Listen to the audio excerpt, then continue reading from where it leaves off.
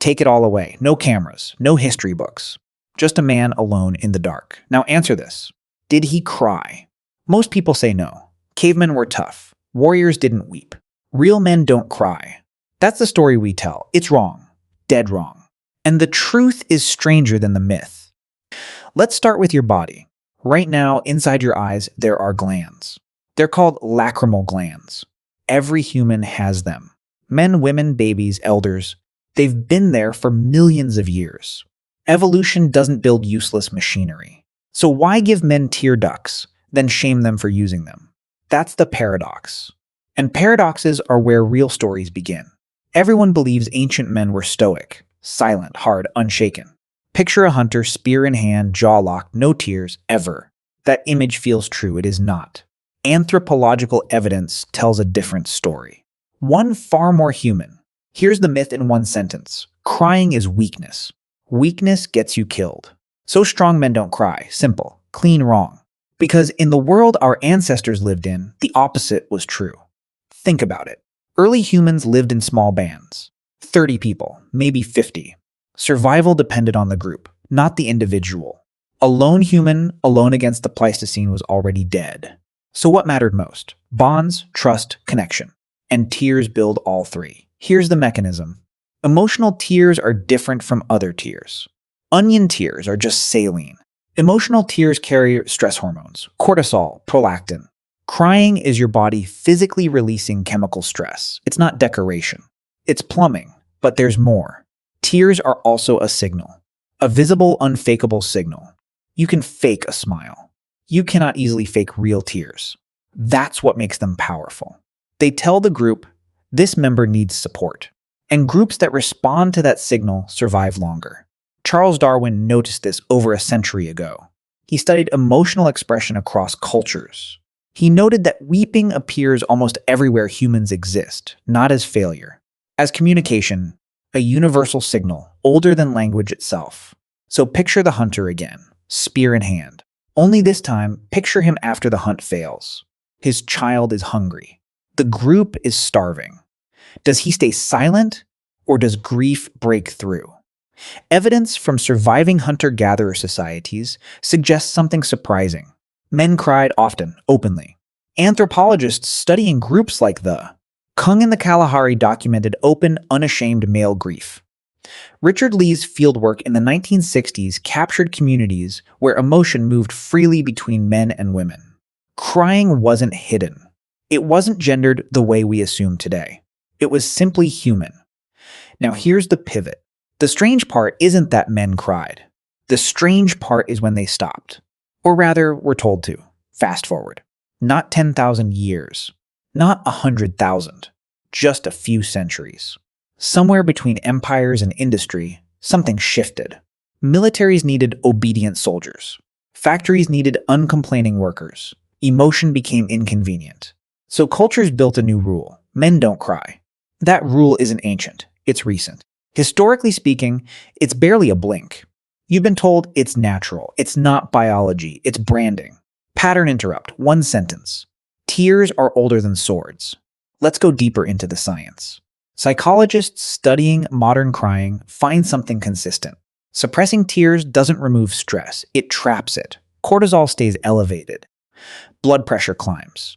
The body pays a bill the mind refused to open. So the strong, silent man isn't strong. Biologically, he's under more load. He's carrying stress his ancestors would have released. The myth didn't make men tougher. It made them tighter. Here's where it gets personal. Think about the last time you held back tears. Your throat tightened. Your chest pressed. That wasn't willpower. That was your body fighting your culture. Two systems in conflict. One ancient, one recent. Now a counterpoint, because paradoxes cut both ways. If crying helps bonding and survival, why does any culture suppress it? Here's one leading theory. In highly hierarchical competitive societies, displays of vulnerability could be exploited. Show weakness to a rival group, and you might invite attack. So in certain conditions, suppression may have carried short-term advantages. Anthropologists propose this may explain why crying norms vary so much across cultures. Not because biology changed, but because the social risk of showing tears changed with it. That's the deeper truth. Crying was never unmanly. It was and is situational. Context decided when tears were safe, not gender. Let's return to Göbekli Tepe for a moment. 11,000 years old. Carved by hands with no metal tools. Massive stone pillars, raised by cooperation alone. Cooperation requires trust. Trust requires emotional honesty. You don't build monuments like that with men who feel nothing. You build them with men who feel everything and channel it. Robin Dunbar's research on social bonding offers another clue. Human social groups run on emotional signals: grooming, laughter, storytelling. And yes, tears. These are the glue. Remove the glue and cooperation cracks. So here's the twist. The Stoic caveman is an ancient man. He's a modern costume. Ancient men were, if anything, more emotionally expressive than we are. Not less. Micro cliffhanger. There's one more piece, and it changes everything you just heard. Babies cry from birth. Every culture, every era, every infant. That crying triggers a chemical response in caregivers. Oxytocin rises. Attention locks in. This isn't just about mothers. Studies show fathers respond too, physiologically, involuntarily. The male body is wired to respond to distress, which means it's also wired to express it. You cannot inherit the receiver without inheriting the signal.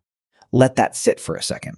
If men are built to respond to tears, they were built to produce them too. Same circuit, same species, same wiring. Now think about grief specifically. Every known human culture has mourning rituals. Funerals, wailing, public lament. Archaeological evidence, like burial sites at Shanidar Cave, hints at deep emotional ritual around death, tens of thousands of years old. Some researchers argue these Neanderthal burials even included flowers. That claim remains debated. But the pattern is clear. Grief is not new, and grief without tears is rare, in any species that has them. Here's your pull back to the present. Right now, somewhere in your memory, there's a moment. A funeral, a goodbye, a failure. Did you cry? Did you want to, but stop yourself? That hesitation, that's not instinct, that's training. Pattern interrupt. Short, sharp. Your tear ducts don't check your gender. Let's zoom out to the bigger picture. Human evolution didn't select for emotionless men. It selected for humans who could read each other. Fear, joy, grief, rage, all of it visible. All of it useful. A face that hides everything is a face no one can trust. And trust, more than muscle, is what let humans conquer the planet. So did men cry constantly. At births, at deaths, at reunions, at loss, around fires, under stars, in front of everyone. Not because they were weak, because they were connected. Here's the myth's real cost. Every time a man was told not to cry, something was lost. Not weakness, honesty. Not softness, signal. The tribe's oldest form of communication, silenced by a newer, colder rule. And yet biology doesn't forget easily. Watch any man at the birth of his child. Watch any man lose someone he loves. Watch closely. The ancient program still runs.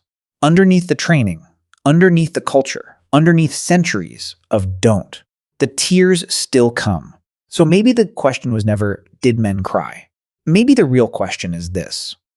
Why did we spend so long pretending they didn't? Somewhere right now, a man is holding back tears he was built to release. His ancestors wouldn't recognize the silence. They'd wonder what happened to him. They'd wonder what he lost. Maybe it's time to give it back.